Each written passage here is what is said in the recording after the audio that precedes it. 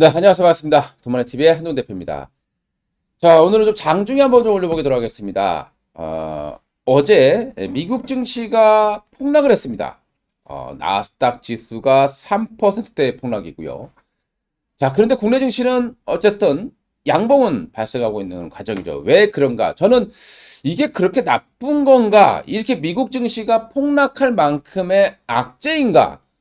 요게 좀 의구심이 듭니다. 물론 지금 미국 증시가 하락하는 이유는 뭐 러시아 때문이다라고만 보기는 좀 어렵죠. 왜냐하면 지금 유가가 120불대로 넘어가고 또 곡물 가격 폭등을 하고 니켈, 자원이란 자원 가격은 다 폭등하는 그런 과정이 있다 보니까요. 이 금리 인상에 대한 우려감, 즉 스태그플레이션에 대한 우려감들이 오히려 작용했다라고 좀 판단을 합니다. 자, 그런데 지금 유가라던가 이런 부분들은 약간 조정을 좀 받고 있는 그런 과정에 있고요. 관련 종목들도 주가가 좀 하락하는 그런 모습들을 보여주겠습니다. 이렇게 주가가 많이 폭등을 하죠. 어떤 이유로 인해서 많이 폭등을 했다라면 사려는 판이 되는 거죠. 이 두께가 쉽게 해서 우리가 주가가 많이 급등할수록 이게 얇아진다 보시면 돼요. 그러니까 많이 급등할수록 적은 악재도 그냥 깨져버린다고 보시면 되겠죠. 그러니까 올라갈 때는 더더욱 힘들게 올라가고 떨어질 때는 크게 떨어지는 모습들이 많이 발생하는 거죠. 그러니까 이제 최근에 유가는 조금 조정받다 보니까 관련 종목들이 지금 많이 급락하는 그런 모습들이 발생하고 있죠. 자, 우리가 여기서 하나 깨달아 봐야 될 부분들은 어떤 이슈로 인한 그리고 너도 나도 막 이 패닉에 쌓여서 뭔가 사야겠다라는 욕망이 되는 순간 고점이 되는 경우가 상당히 많거든요. 그러니까 지금 유가 같은 경우도 워낙 사태가 안 좋다 보니까 여기저기 사재기 하고 있는 겁니다. 자, 우리 과거 생각해 보죠. 이 선물, 유가는 선물이죠. 근데 이게 급등을 합니다. 근데 이거는 투기 세력들이 가담을 한 거죠. 내가 실제 이걸 가지고 있을 능력도 없어요. 자, 그리고 과거에 우리 코로나 때 유가가 마이너스를 갔지 않습니까? 이게 패닉에 쌓인 거예요. 이 원유를 갖고 있던 사람들이 매도를 치는데요. 내가 안 그러면 원유를 받아야 되는 상황이 발생하는 거죠. 실제로. 선물을 샀는데 이걸 계속 안 팔고 있으면 내가 이거를 원유를 실제로 받아야 되는 상황이 발생하는 겁니다. 근데 쟁겨놓을 데가 없는 거죠. 저장할 수가 없는 겁니다. 그래서 그냥 마이너스를 손해보고 팔았던 시기가 바로 2020년에 있었습니다. 자, 그리고 나서 주가는 원유 가격 바닥을 치고 올라온 거죠. 자, 지금 반대로 이제 이런 어떤 사태로, 일련의 사태로 인해서 유가가 이성적으로 많이 올라왔다. 그럼 여기서 우크라이나 사태가 조금만 완화되면 유가는 바로 또 조정을 받을 가능성이 높다라고 판단을 해보셔야 될 것 같습니다. 자, 어제 이제 뉴스, 어제 3차 회담이 있었죠. 러시아와 우크라이나의 평화회담 3차 회담이 있었습니다. 자, 우리 회담이라고 한 거, 우리 역사적으로 봤을 때 뭔가 이 회담이라는 것을 할 때요, 한 번에 회담이 이루어지는 경우는 없습니다. 우리나라 6.25 때도 뭐 어마어마한 회담을 했지 않습니까? 전쟁을 3년 동안 끌었고요. 물론 우크라이나 사태가 그 정도까지 갈 수 있는 여력은 안 될 겁니다. 그때는 유엔군과 뭐 말 그대로 약간 축소판의 세계대전이었고 지금 우크라이나는 어쨌든 서방 국가들이 들어갈 수가 없는 상황이죠. 그걸 노리고 푸틴이 이런 흉악한 범죄를 저지르고 있다고 보시면 되겠고요. 철저한 계산했을 겁니다. 미국이 여기 들어올 실익이 있느냐? 자국민들의 반대도 있을 거고 핵위험도 더더욱 커지고 있는 그런 상황이죠.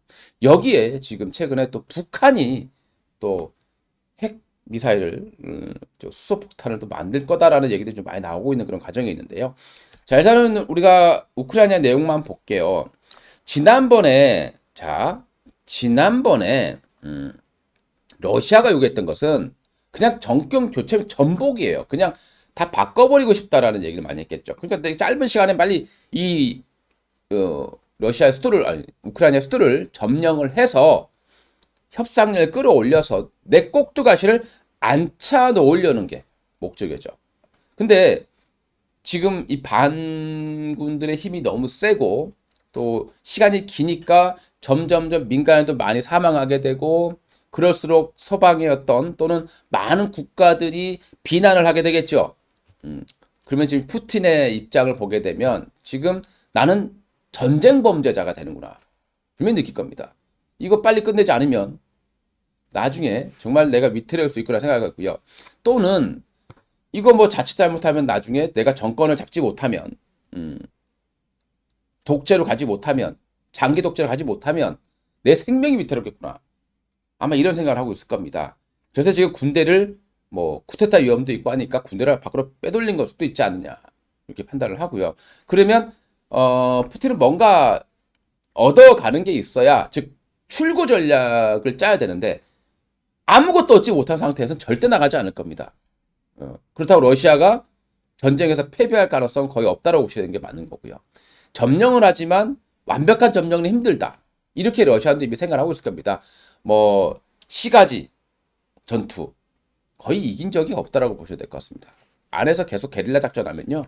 이거 막아내기 굉장히 힘들죠. 돈도 그 군대를 계속 주둔할 수도 없는 상황이고 언젠가는 군대를 빼가야 될 거 아닙니까?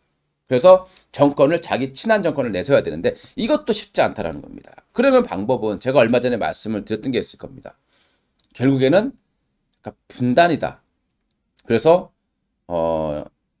돈바스 지역 요거를 결국에는 분리해라. 아마 이게 러시아가 절대 물러설 수 없는 아마 그런 요구사항이 될 거고요. 그 외적인 부분에 대해서는 협의가 어쨌든 가능하지 않겠는가. 이제 한 발씩 물러설 수밖에 없는 상황이 될 겁니다. 자, 그러면 돈바스 이번 내선거 보게 되면 우크라이나가 절대 할 수 없는 거 뭐 무장 해제가 되겠죠. 뭐 적대행위라고 나오는데요. 이 즉각적인 적대행위는 말 그대로 무기 내려놓고 항복하는 소리인데 이거는 뭐 안 된다고 봐야 되겠고요. 그러기 위해서 아마 일단은 수도를 점령할 수밖에 없는 상황이 발생이 될 겁니다. 그러면서 이제 결국에는 크림반도 이미 뺏어놓고 이거를 이제 인정해라. 그런 상황이 될 것 같고요. 그 다음에 이제 이 도네츠크 공화국하고 루안스크 공화국의 독립 인정. 이게 이제 결국에는 처음부터 그 푸틴이 노렸던 그런 수다라고 보면 될 것 같습니다. 그리고 이제 나토에 가입하지 않는 그런 조건일 것 같고요. 만약에 이제 이거를 만약에 쉽게 얘기해서 인정하게 된다면 완충지대가 생기게 되는 거죠. 완충지대가 생기게 된다라고 보시면 될 것 같습니다. 아마 이제 러시아는 이제 그런 것을 어느 정도 하게 되면 이제 협상이 좀 이루어지지 않겠는가. 그러니까 협상이라는 게 절대 안 될 수 있는 부분이 있는 거고 약간 이전보다는 약화된 부분이 있다고 하면 점점점 러시아도 미국에 빠져들 것이고 하나하나 조금씩 맞춰가면서 이제 좀 소강 상태에 들어갈 가능성이 있지 않겠는가.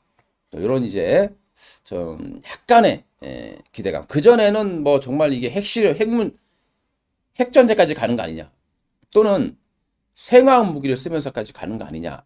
이런 우려감이 좀 있었는데요. 물론 뜻대로 되지 않았을 때 푸틴이 지금 예측이 안 되는 상황이지 않습니까? 그래서 뜻대로 되지 않았을 때 정말 최악의 어떤 사태를 발생할 수도 있겠습니다만은 죽기를 각오한 것이 아니라면 푸틴이 아마 아무리 또라이라고 하더라도 그런 정도의 미친 짓을 하지 않을 거다. 저는 믿어보고 싶습니다.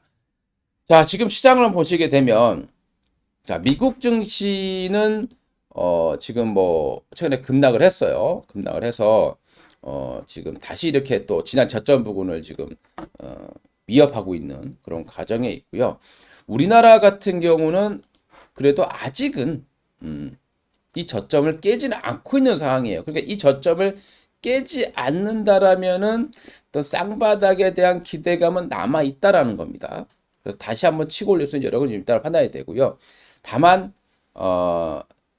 시장이 급격하게 돌아서는 것은 사실상 굉장히 어렵다.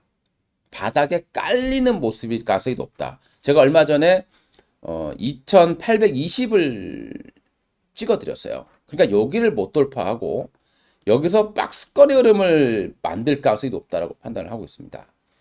그리고 나서 위로 가든지 아래로 가든지 방향성을 잡지 않겠는가 생각이 들고요. 코스닥 같은 경우에도 아직 전저점을 이탈하지 않았습니다. 그러니까 역시 또 박스권의 흐름들, 이 선을 돌파하지 못하고 있다는 게 좀 보이실 거예요.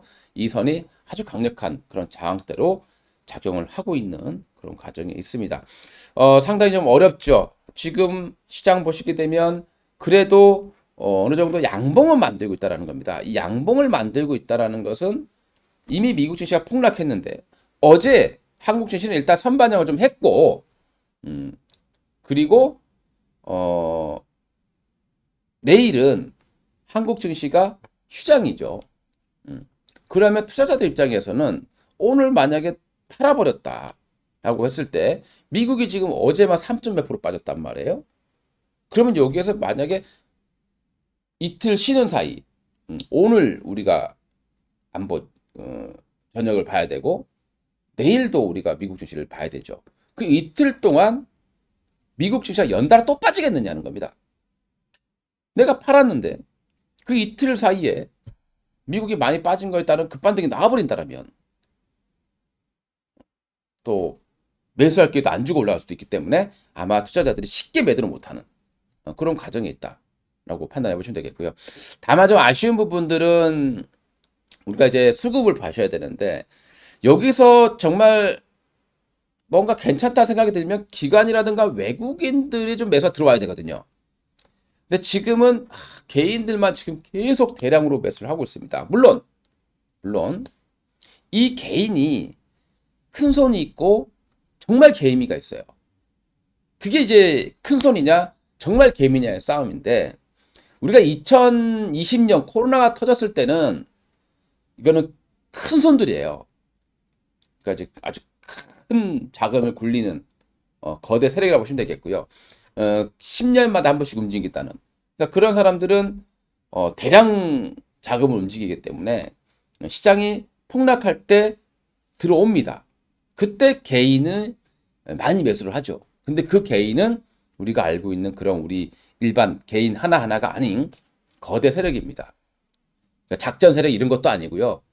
큰 자금을 굴리는 아주 자산가들이라고 보시면 될 것 같고 지금 같은 경우는 이게 정말 큰 거냐 아니면 그냥 많이 빠지니까 물타기라건 또 개인 투자 사는 거냐의 싸움인데요. 지금 상황을 봤을 때는 2020년과 같은 그런 거대 세력은 아닐 거다라고 판단을 합니다. 왜냐하면 지금은 그 정도로 시장이 급격한 반등을 보일 만한 내용이 없는 거죠. 어차피 금리는 올라갈 것이고 그리고 물가는 계속 올라가다 보니까 금리가 빨라질 거란 말이죠. 그래서 제가 볼 때는 이 수급 동향은 썩 달갑지는 않은 그런 매수다라고 판단이 됩니다. 여기서 좀 올라가면서 기관들 외국인들이 좀 물량 싹 다 잡아줘야 되는데요. 물론 밑에서 개인이 받아놓고 주가가 올라갈 때 외국인과 기관들이 사거든요. 그러면서 밑에 샀던 개인들이 물량을 또 빠르게 또 매도를 하는 경우가 많이 있기 때문에 수급 동향만큼은 일단 썩 좋지는 않다. 그리고 환율이 지금 1230원대를 왔다 갔다 하고 있습니다. 그리고 우리나라의 CDS 금리도 지금 가파르게 많이 올라와 있는 그런 상황이고요.